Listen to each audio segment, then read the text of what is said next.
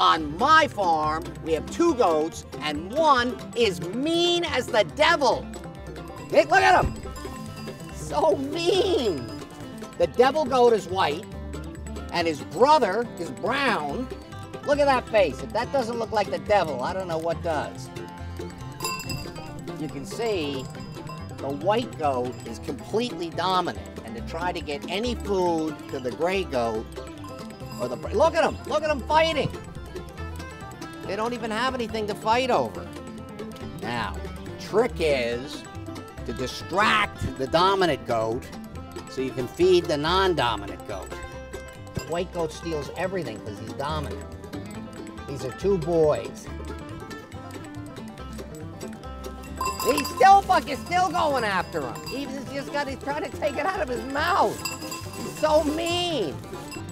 This is a mean one. He looks like the devil, doesn't he? Look at that face. He looks like the devil. Goats are an incredible animal to have on the farm, and I'll tell you why. Because they can be pastured on what is really unusable land. And frankly, I learned this in Switzerland, where the chalets are built into the mountain, and then there's a steep cliff in front of the chalet, and the plots of land are quite small. But most people in Switzerland take these very steep plots of land and put goats or sheep on them that are balanced enough to be able to get around the rocks and get around the steepness of the terrain.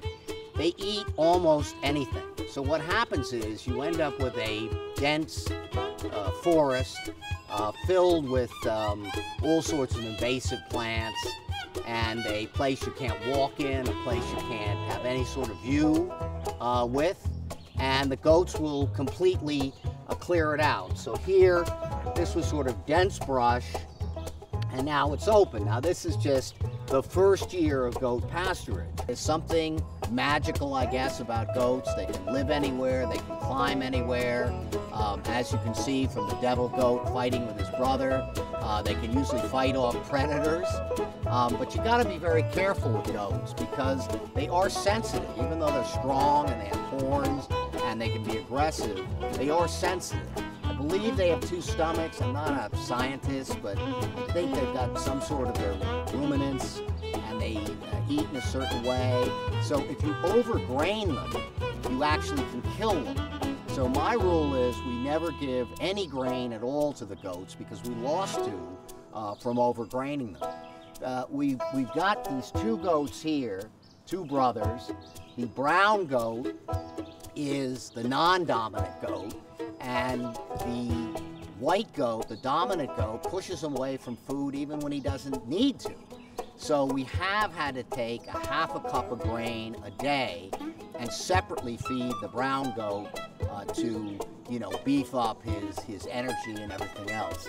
Now, both of these goats got sick in the spring, and we don't know why.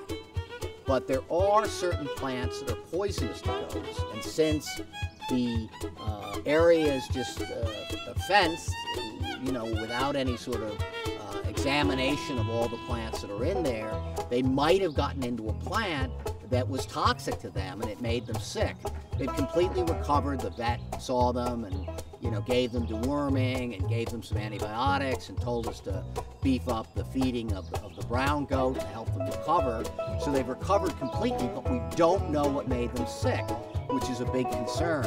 And I've got a plant app, it's called Picture This, which they're not paying me to talk about. I just use it all the time. Nobody's paying me to do anything. The Picture This app is an app where I can go around and shoot trees, and they tell me exactly what it is and all the properties of it. So we've been shooting the trees and bushes down here, trying to find out what it was that may have made these goats sick, so that we can dig it out and remove it.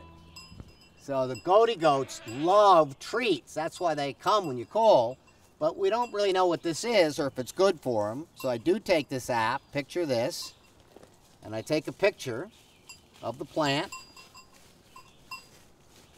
and it identifies it. This app freaks me out. It's common nipplewort, and it says it's non-toxic to human and pets. That way I know I can feed them nipplewort and it won't make them sick. Now, here we go again with the devil goat and his brother. Let's see. Maybe if I put this through here. Come on, devil goat. Come on, brother.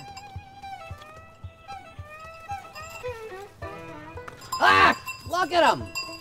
You're such a devil! Don't you want your brother to get some food?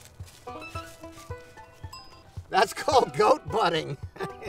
Like football players, they're gonna get concussions. Somehow they don't, though. I don't know how, because they do crack into each other's head with those big horns. And you can see they're defensive of dogs, and they should be, because there's packs of coyotes here. Rainbow and I were out at 2 in the morning the other night with a gun. We have a right to hunt predators as a farmer, and that's part of the right to farm laws. We didn't see any coyotes, but we did hear them, and when we got out here, they hit the trail. But we try to keep the goats as safe as we can, so you see we have a very, very strong woven wire fence, and this surrounds the entire goat pen, and it is dug almost a foot into the ground. And on the back of it, where it's kind of defending the fence, if you will, it is all lined with rock. So we have a fence that's in the ground, the back of it is supported with rock.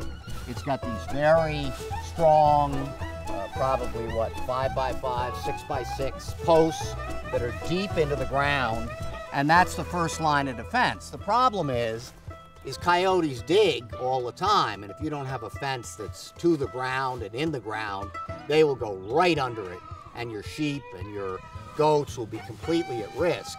But they also climb, so there's not really a great way to defend against coyotes and predators, except one way, which is light. If you light the field or light the building that the coyotes stay in at night, light reduces predation by 90%. 90% of predation goes down simply by lighting the area. Now that creates light pollution. So it's a really fine balance on the farm. You know, you don't want the farm lit up like a parking lot. It's not very appealing, but light will protect your animals from predation.